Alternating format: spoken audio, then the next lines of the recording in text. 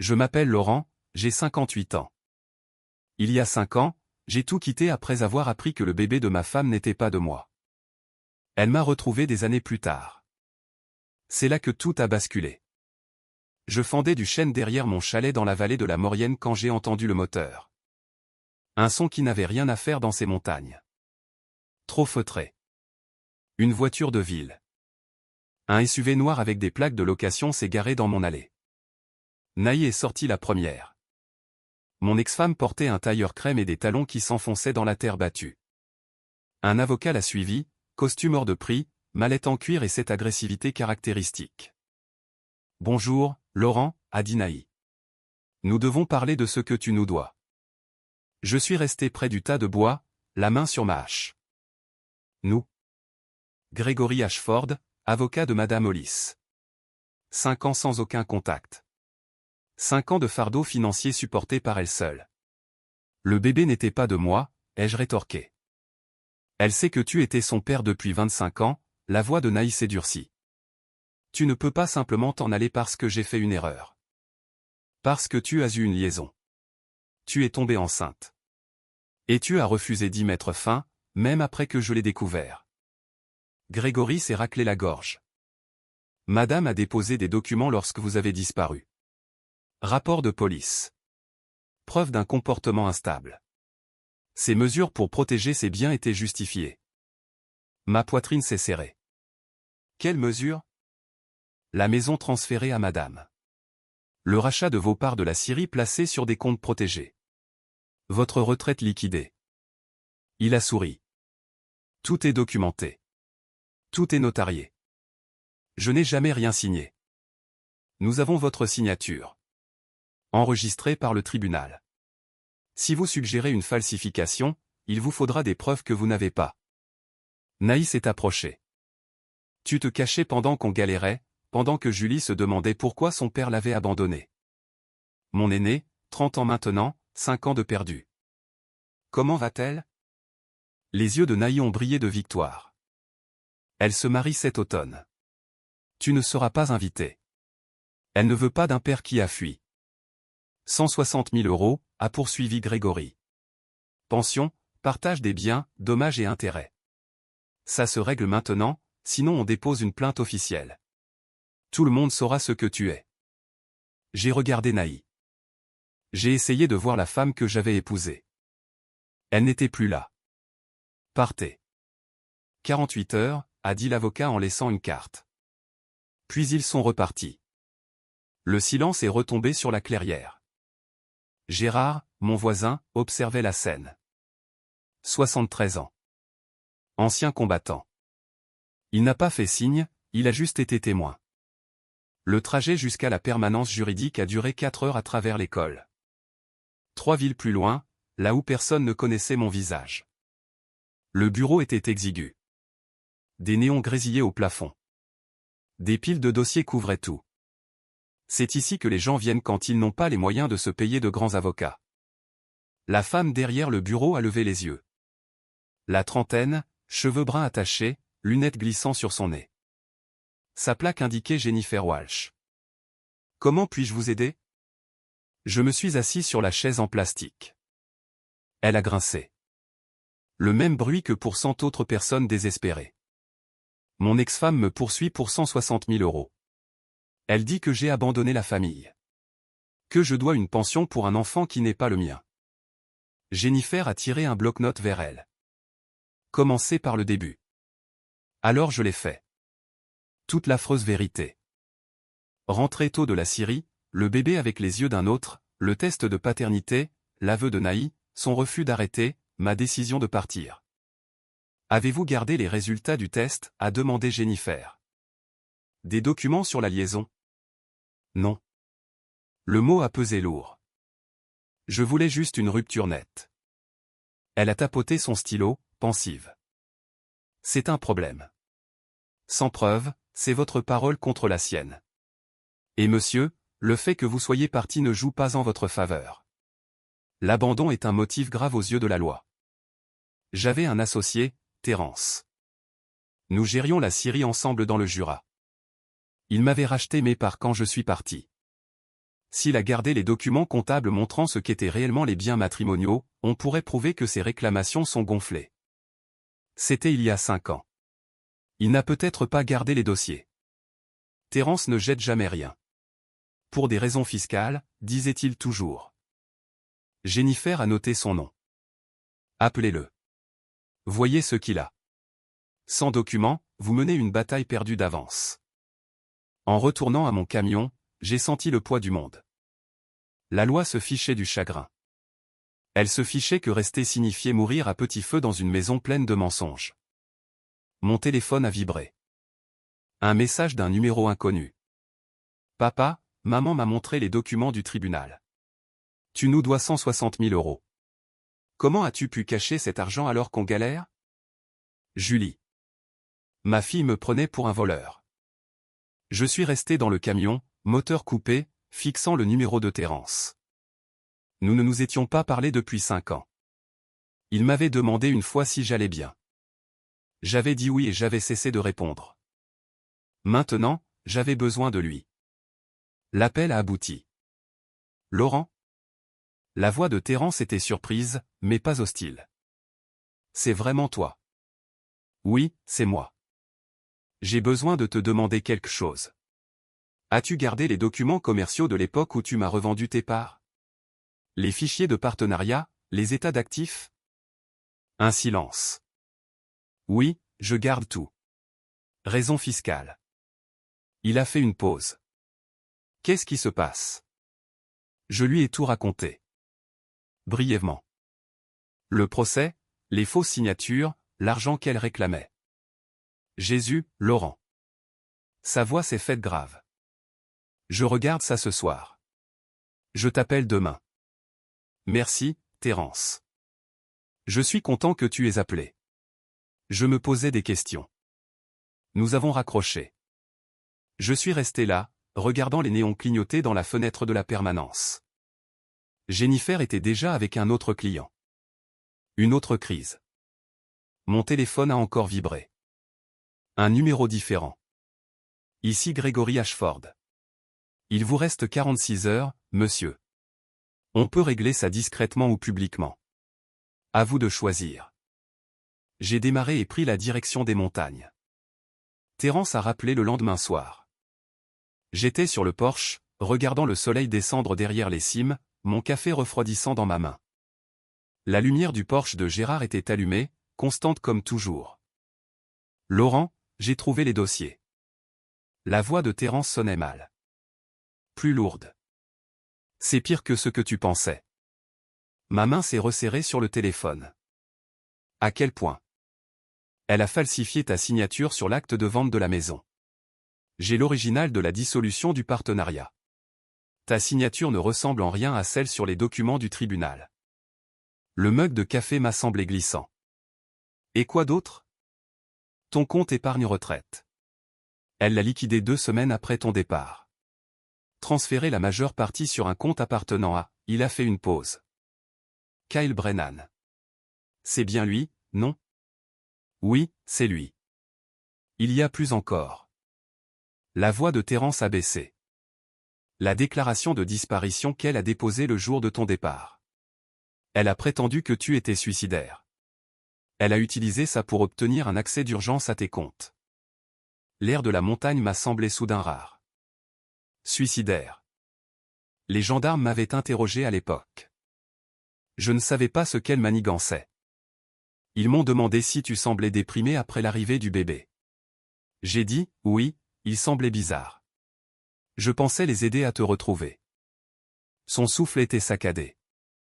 Je lui ai donné les munitions dont elle avait besoin. Dieu, Laurent, je suis désolé. J'ai regardé la lumière s'éteindre dans la vallée. Naï n'avait pas seulement volé mon argent. Elle avait construit une fiction juridique qui faisait de moi le méchant. Tu ne savais pas. J'aurais dû me poser des questions, mais elle pleurait, Julie était si en colère et tout le monde croyait son histoire. Il s'est tu. Je témoignerai. Je leur dirai que j'ai eu tort, que je ne savais pas toute la vérité. Merci, Terence. Après avoir raccroché, je suis resté avec ce poids. Mon téléphone affichait le message accusateur de Julie. J'ai tapé une réponse, l'argent que ta mère dit que j'ai caché, elle l'a volé. Les signatures sont falsifiées. Je peux le prouver. J'ai supprimé. J'ai retapé, je n'ai jamais abandonné. Ta mère a menti sur les raisons de mon départ. Supprimé aussi. Tout ce que je dirais sonnerait comme des excuses. Finalement, j'ai tapé « Je t'aime ». Je t'ai toujours aimé. Impossible de l'envoyer. Elle ne me croirait pas de toute façon. Le lendemain matin, une femme est apparue chez Gérard. La soixantaine, conduisant une berline immatriculée dans l'Ain. Elle a discuté avec Gérard pendant 20 minutes, puis s'est dirigée vers mon chalet. Elle est sortie avec une enveloppe Kraft, vêtue de façon professionnelle, cheveux gris en chignon, des yeux doux derrière des lunettes à monture fine. Monsieur Hollis, je m'appelle Gloria Patterson. J'étais secrétaire au centre communautaire où votre femme faisait du bénévolat. Elle m'a tendu l'enveloppe. Je pense que vous devez voir ça. Des photos. Naï et Kyle Brennan lors d'événements du centre. Les dates tamponnées au dos remontaient à 7 ans. Avant la grossesse, avant que je ne sache quoi que ce soit, je les voyais ensemble depuis des années, a dit Gloria doucement. La façon dont ils se regardaient, ce n'était pas innocent. Quand j'ai entendu qu'elle prétendait que vous l'aviez abandonnée, qu'elle vous traînait en justice. Elle a secoué la tête. Je ne pouvais plus rester silencieuse. Ma conscience ne me le permettait pas. Pourquoi maintenant? Pourquoi après 5 ans? Parce que j'ai appris par le bouche à oreille que vous vous défendiez. Que vous aviez besoin de preuves. Elle a soutenu mon regard. Les hommes de bien méritent quelqu'un dans leur camp, monsieur Hollis. Même quand ils sont trop fiers pour demander de l'aide. Après son départ, j'ai étalé les photos sur ma table. 7 ans de preuves. 7 ans de mensonges de Naï documentés par quelqu'un qui avait simplement fait attention. Mon téléphone a sonné. Jennifer Walsh, l'avocate. Monsieur, j'ai examiné ce que votre associé a envoyé. La falsification est prouvable. Combiné aux documents financiers, nous avons un dossier solide. Elle a fait une pause. Mais vous devez savoir. Son avocat plaidera que votre abandon justifiait ses actions. Une femme désespérée protégeant sa famille. Même avec la preuve de la falsification. Ils vont essayer. Ce ne sera pas propre, et ce sera public. Votre fille entendra tout. J'ai regardé les photos étalées devant moi. 7 ans de trahison. Laissez-le être public. J'en ai fini de fuir. Cette nuit-là, je me tenais dans mon chalet, mes clés de camion en main. Le moteur tournait déjà à l'extérieur. Des itinéraires vers l'Espagne ou l'Italie s'affichaient sur mon téléphone, des endroits encore plus isolés. Je pourrais être de l'autre côté de la frontière au matin. Recommencer. Laisser Anaïs sa victoire. Laisser Julie garder son histoire simple sur le père qui l'avait abandonné. Ce serait plus facile. Les clés étaient lourdes. Je l'avais déjà fait, il y a 5 ans. Choisir la distance plutôt que la confrontation. Cela m'avait apporté la paix, certes, mais aussi ce moment. Fuir ne résolvait rien. Cela ne faisait que repousser l'échéance. Le vieux pick-up de Gérard est entré dans mon allée, me bloquant. Il est sorti lentement, portant quelque chose. Une boîte en métal que je n'avais jamais vue. Il a frappé à ma vitre. Coupe ce moteur. Laurent, il faut qu'on parle. Gérard, je pars. C'est ce que je fais. Tu peux partir demain si tu le veux toujours. Sa voix était ferme. Mais d'abord, regarde ce que j'ai apporté. J'ai coupé le moteur et je l'ai suivi sur le porche. La boîte était vieille, rayée, lourde. Il l'a déverrouillée. À l'intérieur, des dossiers, des dizaines, organisés, étiquetés, avec des onglets de couleur. Qu'est-ce que c'est? Gérard m'a regardé avec ses yeux stables qui avaient vu pire que des trahisons conjugales. Tes munitions. Je les rassemble depuis 5 ans. Mes mains se sont figées. Quoi? Il y a 5 ans, tu as emménagé à côté avec rien d'autre qu'un camion et un regard que je connais bien. Le regard qui dit, j'en ai fini d'être là où je ne suis pas voulu. Il a ouvert le premier dossier. J'avais ce même regard il y a 40 ans quand je suis arrivé ici. Ma femme a eu une liaison. Elle m'a donné le choix, rester et faire comme si de rien n'était, ou partir et être traité de méchant. Le vent s'est levé, soulevant de la poussière sur le porche. Je suis parti. Gérard a continué. Je ne me suis jamais défendu. Je n'ai jamais donné ma version. J'ai passé 40 ans à me demander si j'étais un lâche. Sa voix s'est enrouée. Quand je t'ai vu, j'ai décidé d'une chose. Si ton histoire était comme la mienne, tu ne ferais pas face à ça seule et les mains vides. Tu as sorti des documents, des registres de propriété, des relevés bancaires, des photos, des témoignages. Tu m'as enquêté? J'ai observé. J'ai écouté. Je suis allé dans le Jura 6 fois en 5 ans. J'ai parlé à tes anciens voisins, aux gens de la Syrie, à ceux qui vous connaissaient tous les deux. Il a soutenu mon regard. Ça m'a coûté la plupart de mes économies, mais je suis vieux et seul. Dans quoi d'autre aurais-je pu dépenser ça? J'ai fixé la montagne de preuves qu'il avait construite. 5 ans à croire que je méritais d'être défendu alors que je l'avais à peine cru moi-même. Tu n'es pas obligé de te battre, a dit Gérard. Tu peux encore partir, aller en Espagne, prendre un nouveau départ, mais tu n'es plus obligé de fuir les mains vides. Tu as des preuves maintenant. Tu as la vérité documentée et prête. Les clés étaient toujours dans ma main. L'Espagne attendait. L'Italie attendait. Encore 5 ans de paix gagnés par la distance. Mais ma fille était là, à croire que j'étais un voleur. Et j'avais la preuve que je ne l'étais pas. J'ai sorti mon téléphone. J'ai appelé Jennifer Walsh. J'ai plus de documentation, ai-je dit. Tout est là. Pouvez-vous me rencontrer demain? La main de Gérard s'est posée sur mon épaule. Ferme, stable. C'est comme ça que tu me remercies, a-t-il dit doucement, en restant droit. Julie se tenait dans le garage de sa mère à Lyon, entourée de cartons qui contenaient les fragments d'une vie qu'elle pensait comprendre. Thomas, son fiancé, l'aidait à chercher des décorations de mariage que Naï jurait être stockées quelque part ici. C'est sans espoir, a dit Julie en poussant un carton étiqueté Noël 2019. Thomas en a sorti un autre non marqué. Et celui-ci? À l'intérieur, des outils, de la vieille paperasse, une veste. Julie a soulevé la veste de travail en toile, lourde et usée au coude. Elle sentait vaguement la sciure de bois et quelque chose d'autre qui a réveillé un souvenir. C'est celle de ton père, a demandé Thomas. Naï est apparue dans l'embrasure. Pourquoi fouillez-vous là-dedans? Jetez-moi tout ça. La brusquerie dans la voix de sa mère a fait lever les yeux à Julie. Juste jetez-le ou donnez-le. Je m'en fiche. Je ne veux pas ça dans ma maison. Le visage de Naï était tendu. Après son départ, Thomas a regardé Julie. C'était bizarre. Ouais. Julie a tenu la veste, sentant son poids. Quelque chose a bougé. Elle l'a ramenée chez elle au lieu de la donner.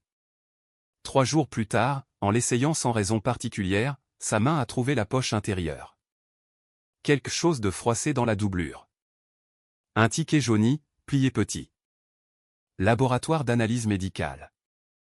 Test de paternité. Résultat prêt. La date remontait à 5 ans. 6 semaines avant que son père ne parte. Julie s'est assise sur son lit, le ticket tremblant dans ses mains. Elle avait 25 ans cette année-là. Le test ne la concernait pas. Sa mère était enceinte quand papa est parti. Julie se souvenait de la tension, des disputes chuchotées, puis plus rien. Papa était juste parti. Le bébé était né 7 mois plus tard. Son demi-frère, vivant avec maman et Kyle maintenant. Elle a sorti son téléphone, a cherché. Peut-on faire un test de paternité pendant la grossesse? Réponse, oui.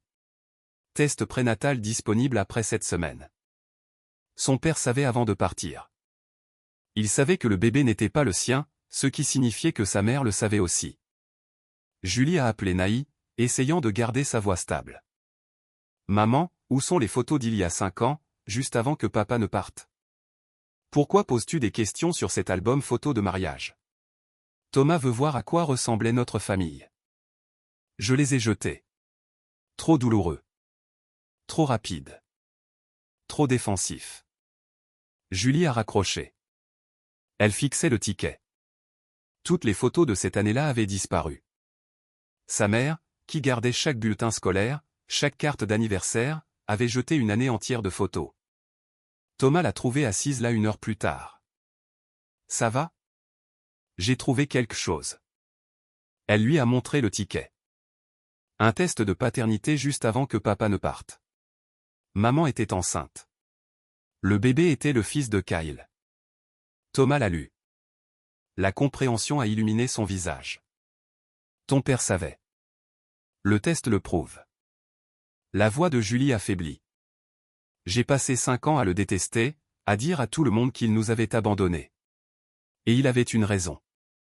Une vraie raison. Tu devrais demander à ton père. Non.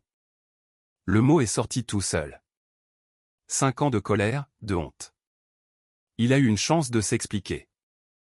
L'a-t-il eu? Ou n'est-ce pas toi qui ne la lui as pas donné? Julie a trouvé le numéro de son père dans le téléphone de Naï. Enregistré sous bon à rien. Elle a envoyé « J'ai trouvé quelque chose dans ta veste. » Un ticket de laboratoire. Test de paternité. Daté d'il y a 5 ans. Des heures ont passé. Pas de réponse. Elle commençait à penser qu'il ne répondrait pas quand son téléphone a vibré. Ce test prouvait que l'enfant que ta mère portait n'était pas le mien. Elle connaissait les résultats avant que je ne parte. Je suis désolé que tu l'apprennes ainsi. Le monde a basculé. Julie a relu. Encore. Julie a pris la route pour la maison de sa mère sans appeler. Elle est entrée et a trouvé Naï et Kyle dans la cuisine. Mug de café. Journal du matin. La scène domestique semblait soudain obscène. Tu étais enceinte quand papa est parti, a dit Julie. C'était son bébé. Le visage de Naï est devenu blanc, puis rouge. C'est exactement ce qu'il veut, te retourner contre moi. Réponds à la question. C'était le bébé de papa. Peu importe de qui c'était. Il est parti. Il a abandonné ses responsabilités. Tu ne réponds pas. Les mains de Julie étaient des poings. Tu l'as trompé, n'est-ce pas? Ton père était froid, distant. J'étais seul. Kyle faisait attention à moi. Les mots sont venus vite, défensifs. Il me faisait me sentir valorisé. Kyle était mon prof de sport. La voix de Julie s'est brisée. J'étais au lycée. Tu couchais avec mon prof de sport alors que tu étais marié à papa. Kyle s'est levé de table. Naï sais-tu. Laisse l'avocat gérer ça, a dit Kyle doucement. Avocat? Julie a regardé de l'un à l'autre. Quel avocat? Naï a essuyé des larmes qui venaient trop facilement. Ton père nous doit de l'argent, Julie. Pour toi, pour la vie qu'il a détruite. Il ne se bat pas contre toi à cause de moi. Il se bat parce que tu l'as volé. J'ai protégé ce qui était à moi. Ce n'était pas à toi. Julie a reculé vers la porte. Rien de tout cela n'était à toi, et tu le savais. Si tu vas le voir, la voix de Naï a tremblé, si tu le choisis lui plutôt que moi, tu choisis un homme qui t'a abandonné. Un lâche. Julie s'est arrêtée à la porte. Tu sais quoi? Je vais en savoir. Je vais écouter sa version. La vraie version. Julie, tu ne décides plus qui est ma famille. Elle a envoyé un message à son père depuis sa voiture. Thomas s'est glissé sur le siège passager sans qu'on le lui demande. Je conduis jusqu'en Savoie. On doit parler. Juste toi et moi. Sa réponse est arrivée rapidement. Ta mère sera là demain avec son avocat pour une réunion. Viens si tu veux la vérité. Thomas l'a regardé. 8 heures de route. Je vais naviguer. Merci. Qu'est-ce que tu vas faire quand tu arriveras? Julie a serré le volant, le ticket toujours dans sa poche. Poser les questions que j'aurais dû poser il y a 5 ans. La voiture de Julie est apparue avec 3 heures d'avance, la poussière s'élevant derrière elle à la lueur de l'aube tandis que Laurent regardait depuis son Porsche, le café réchauffant ses mains. Gérard se tenait silencieux à côté de lui, présence étudiée. Elle est sortie seule. Thomas est resté dans la voiture, lui laissant de l'espace. Père et fille se sont fait face à travers 5 ans de silence et de mensonges. Elle ressemblait à Naï à cet âge. Même cheveux sombres, même posture prudente, mais ses yeux étaient les siens. Fatigué, blessé, cherchant. Dis-moi la vérité, a dit Julie. Sans salutation, tout. Et n'ose pas me mentir pour me protéger. Laurent a fait signe vers les chaises du porche. Elle a hésité, puis a gravi les marches, s'est assise aussi loin de lui que le petit espace le permettait. Gérard a disparu à l'intérieur, donnant de l'intimité, mais restant proche. J'ai besoin de savoir pourquoi tu es parti, a dit Julie. Avec tes propres mots. Laurent a posé son mug, a regardé les montagnes. Je suis rentré tôt de la Syrie. Ta mère tenait un bébé. Le bébé avait les yeux de Kyle. Je l'avais vu aux événements de ton école. J'ai su immédiatement. Tu l'as juste su en regardant? Je m'en doutais depuis des mois. La façon dont elle se détournait. La façon dont elle s'illuminait quand son nom était mentionné. Le bébé l'a confirmé. Il s'est forcé à soutenir son regard. J'ai fait le test de paternité le lendemain. Résultat revenu, pas le mien. Alors tu es juste parti. Tu nous as abandonnés. J'ai montré le test à ta mère. Elle ne l'a pas nié. Elle a dit qu'elle était seule, que j'étais trop silencieux, trop ennuyeux, que Kyle la faisait se sentir jeune. Sa voix est restée égale, bien que le souvenir brûle. J'ai demandé si elle voulait divorcer. Elle a dit non, pour qu'on puisse arranger ça. Les mains de Julie ont serré les accoudoirs de la chaise. Alors pourquoi partir? Elle ne voulait pas arrêter de le voir. Elle m'a dit que j'étais déraisonnable, que je devais accepter la réalité et aider à élever le bébé. Il a secoué la tête. Je ne pouvais pas le faire. Julie ne pouvait pas mourir lentement dans une maison pleine de mensonges. Tu aurais pu me le dire. M'appeler. Expliquer. Tu avais 25 ans, tu construisais ta vie. Je pensais que tu serais mieux sans que je te traîne là-dedans. Sa poitrine s'est serrée. J'avais tort. J'ai essayé d'appeler une fois. Tu n'as pas répondu. Ta mère m'a dit que tu ne voulais pas avoir de mes nouvelles. Que tu avais dit que j'étais mort pour toi. Julie a sorti le ticket de sa poche. Elle m'a dit que tu avais fait une dépression. Que tu étais instable. Dangereux, même. J'avais le cœur brisé, mais pas instable. La mâchoire de Laurent s'est contractée. Je savais exactement ce que je faisais quand je suis parti. Gérard est sorti avec du café, a posé un mug devant Julie sans un mot, puis s'est retiré pour s'appuyer contre le mur du chalet. Le bébé, a dit Julie doucement. Mon demi-frère. Où est-il maintenant? Avec ta mère et Kyle. Ils se sont mariés environ un an après mon départ. Le visage de Julie s'est effondré. Elle l'a épousé et tout ce temps elle t'appelait bon à rien. Elle a fait des choix, de mauvais choix. Mais c'est entre elle et moi. La voix de Laurent s'est adoucie. Tu n'es pas obligé de la détester, Julie. Elle reste ta mère. Comment peux-tu être aussi gentil après ça? Elle t'a détruit. Elle ne m'a pas détruit. Je suis là. J'ai construit quelque chose d'honnête. Il a réussi un triste sourire. Tu es là. Ce n'est pas de la destruction. C'est de la survie. Gérard a bougé, portant une boîte verrouillée, posée sur la table entre eux. Ton père n'est pas le seul à avoir rassemblé la vérité, a dit Gérard. Julie a regardé les dossiers à l'intérieur. Qu'est-ce que c'est? 5 ans de preuves. Faux signature, argent volé, faux rapport de police, tout documenté. Laurent a ouvert le premier dossier. Il a montré à Julie le transfert de l'acte avec une fausse signature. Puis les relevés bancaires montrant le vol. Puis le rapport de police prétendant qu'il était suicidaire.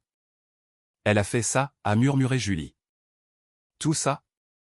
Dans les 2 semaines suivant mon départ, a confirmé Laurent. Elle l'avait prévu dès l'instant où je suis parti. Julie a trouvé la lettre que Laurent s'était écrite à lui-même. Elle a lu son écriture. Sa douleur d'il y a 5 ans. Tu as écrit ça le jour où tu es parti? Je ne me souviens pas de l'avoir écrit.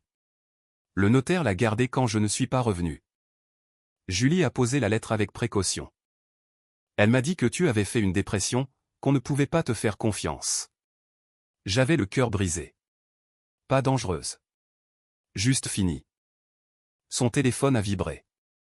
Elle y a jeté un coup d'œil, le visage se durcissant. Maman veut savoir où je suis. Elle a regardé Laurent. Sa réunion avec l'avocat est dans 2 heures. Je reste. Je veux être là quand tu lui montreras les preuves. Julie, ça va être moche. Elle va se battre. Tant mieux. Sa voix était de l'acier enrobé de douleur. J'ai besoin d'entendre ce qu'elle a à dire. J'ai besoin de regarder son visage quand elle ne pourra plus mentir. Une deuxième voiture est apparue 1 heure plus tard. Une berline plus ancienne, plaque de lin. Une jeune femme est sortie. La vingtaine, avec les yeux de Laurent et le menton déterminé de Naï. Nora. Julie s'est levée du porche. Qu'est-ce que tu fais ici? La même chose que toi. La voix de Nora était calme. Entendre la vérité. Tu savais où il était? La voix de Julie est montée. Tout ce temps, tu savais? Je suis resté en contact anonymement au début, puis des appels occasionnels. Nora a gravi les marches. Ce n'est pas comme si je te devais des explications, vu que tu l'as effacé sans poser de questions. Les filles, a commencé Laurent. Ne. Les 2 filles l'ont dit simultanément. Nora s'est tournée vers Julie. Il y a 3 ans, aux funérailles de grand-mère. J'ai suggéré d'inviter papa. Tu m'as traité de traîtresse. Tu as dit que si je voulais prendre le parti d'un bon à rien, je pouvais le faire seul parce qu'il nous avait abandonnés. Parce que maman t'a dit qu'il l'avait fait. Il y a une différence. La voix de Nora est restée égale. Je suis journaliste.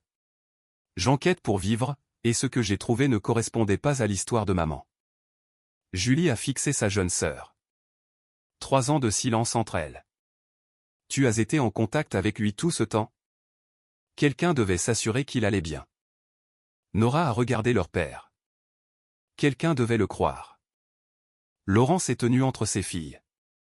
Des années de séparation se cristallisant. Nora est venue me voir 2 fois, a-t-il dit doucement. N'a jamais forcé pour plus que ce que je pouvais donner. Juste voulu savoir si j'étais en vie. La colère de Julie s'est effondrée en quelque chose d'autre. De la honte, peut-être, ou du regret. J'aurais dû poser des questions, a-t-elle murmuré. J'aurais dû contester l'histoire de maman. Tu étais sa fille. Tu es censé croire ta mère. La voix de Laurent était douce, même quand elle ment. Nora s'est approchée de Julie. Il a disparu après avoir appris la vérité sur le bébé. Maman l'a retrouvé 5 ans plus tard. Pas pour s'excuser, pour voler plus. La tournure est restée en suspens dans l'air. Je sais. Julie a sorti le ticket de test de paternité. J'ai trouvé ça. C'est pour ça que je suis ici. Nora a regardé le papier jauni, puis sa sœur. 3 ans de douleur et de distance entre elles. Je suis désolé de t'avoir traité de traîtresse, a dit Julie. Je suis désolé de t'avoir laissé croire à des mensonges pendant si longtemps. J'aurais dû me battre plus fort pour te faire écouter. Les sœurs se tenaient là, Gérard observant tandis que des années de manipulation commençaient à se fissurer. Un SUV noir est apparu sur la route de montagne. Naï est son avocat. Elle est là, a dit Nora. Julie s'est redressée. Alors finissons-en. Les sœurs se tenaient côte à côte pour la première fois en 3 ans. Unies enfin dans la recherche de la vérité. Naï et Grégory Ashford ont gravi les marches du porche comme s'ils détenaient toujours le pouvoir. Mais quelque chose avait changé. Julie et Nora entouraient leur père. Unis. Gérard était appuyé contre le cadre de la porte, les bras croisés. Jennifer Walsh avait ses preuves organisées sur la table. Qu'est-ce que c'est?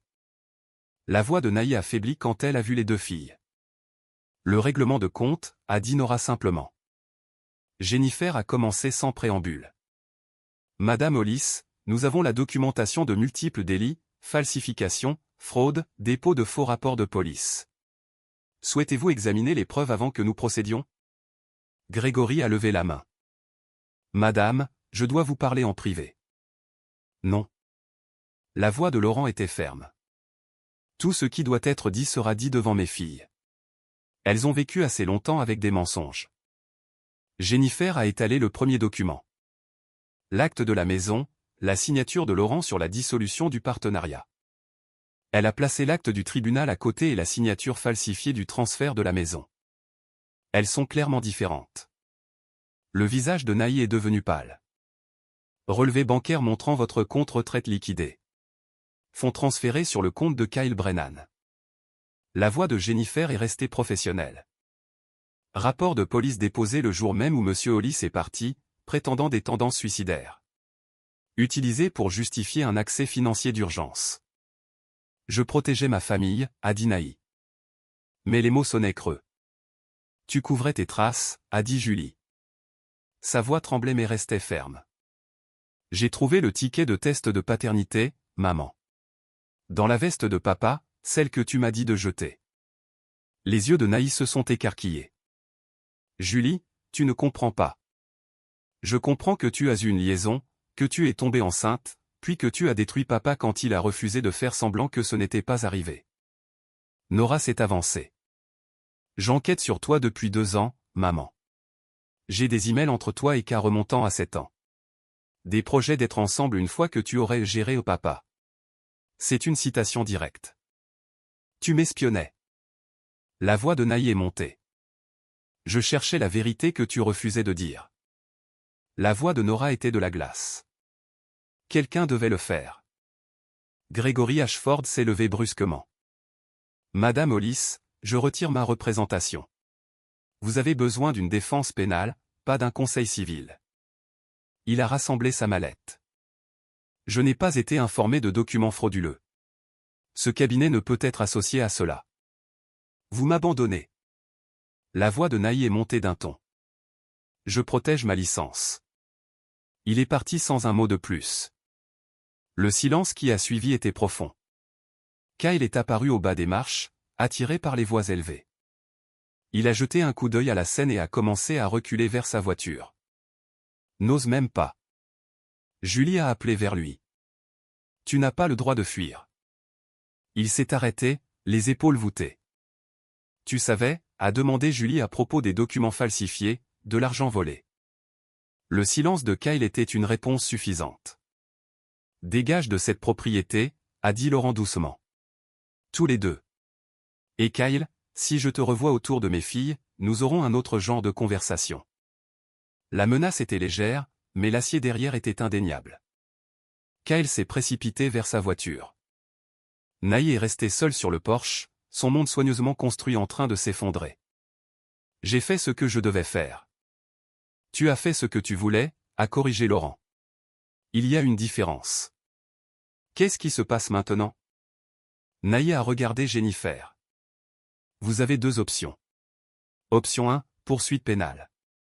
Vous faites face à un procès, une possible peine de prison, et tout devient dossier public. Jennifer a sorti des papiers. Option 2, vous signez une confession complète, restituez tous les fonds volés, admettez publiquement la fraude, et nous optons pour une restitution au lieu de poursuite. Et si je choisis l'option 2? Vous faites un chèque pour ce que vous avez volé.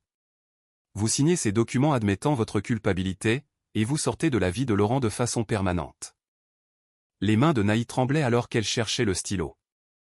Ma réputation sera détruite. Ta réputation était construite sur des mensonges, a dit Nora froidement.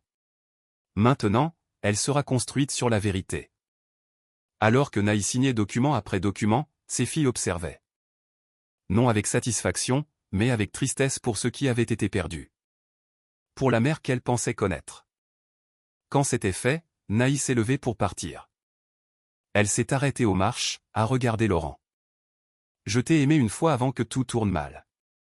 Je sais, a dit Laurent, mais l'amour sans honnêteté n'est pas de l'amour. Ce sont juste des mensonges confortables. Elle est partie. Le son de sa voiture s'est estompé dans le silence de la montagne. 4 mois ont changé la forme des choses de manière à la fois petite et profonde. Le règlement juridique s'est déroulé sans contestation. Naï a rendu la majeure partie de l'argent, a accepté un accord de plaidoyer qui lui a évité la prison, mais a nécessité des travaux d'intérêt général et une reconnaissance publique de la fraude. Le journal local a publié l'histoire. Petite ville, grand scandale. Mais Laurent a été innocenté. Julie est venue rendre visite 2 fois par mois. Elle l'appelait toujours Laurent, pas papa. Le mot chauffait entre eux comme la neige fondant au soleil de printemps. Elle avait reporté son mariage, ayant besoin de temps pour tout traiter. Thomas comprenait. Un homme bien, celui-là. Nora rendait visite plus souvent. Elle avait pris un contrat de journaliste indépendante qui lui permettait de travailler à distance, passer des semaines à la fois dans un petit chalet qu'elle avait loué à 20 minutes en contrebas de la montagne, proche, mais sans encombrer, respectant les limites tout en reconstruisant les ponts. Le samedi avant Thanksgiving, les deux filles sont venues pour le dîner. Laurent a fait griller des steaks sur un barbecue que Gérard les avait aidés à construire. Rien de fantaisiste, juste de la bonne viande, des accompagnements simples, de la nourriture honnête. J'ai parlé à maman hier, a dit Julie alors qu'ils mangeaient sur le porche. L'air de novembre était froid mais clair. Elle a demandé si je t'avais invité pour le dîner de Thanksgiving chez elle. Que as-tu dit? J'ai dit que je passais Thanksgiving ici avec mon père et ma sœur. Julie a soutenu son regard. Elle ne l'a pas bien pris. Elle s'adaptera, a dit Nora. Ou elle ne le fera pas.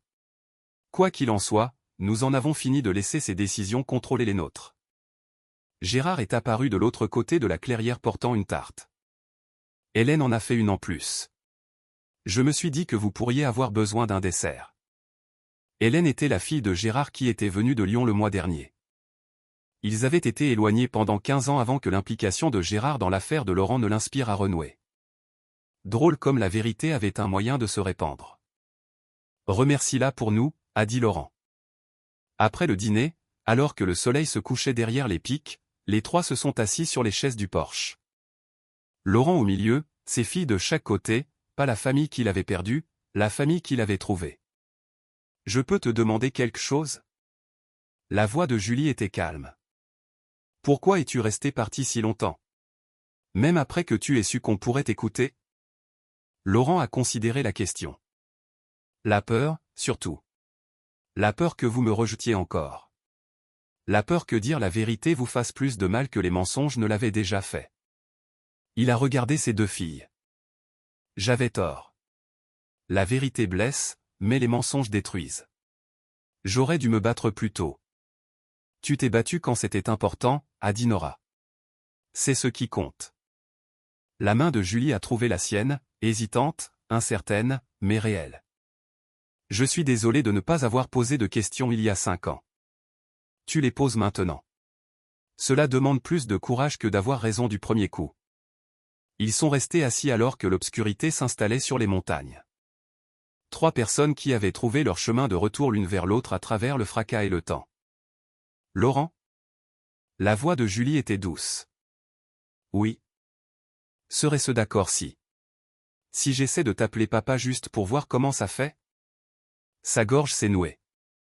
J'aimerais beaucoup ça. Ok, alors. Elle a serré sa main. Papa. Le mot est resté suspendu dans l'air froid de novembre. Simple. Vrai. Gagné. Nora a posé sa tête contre son épaule. Nous passons Thanksgiving ici la semaine prochaine.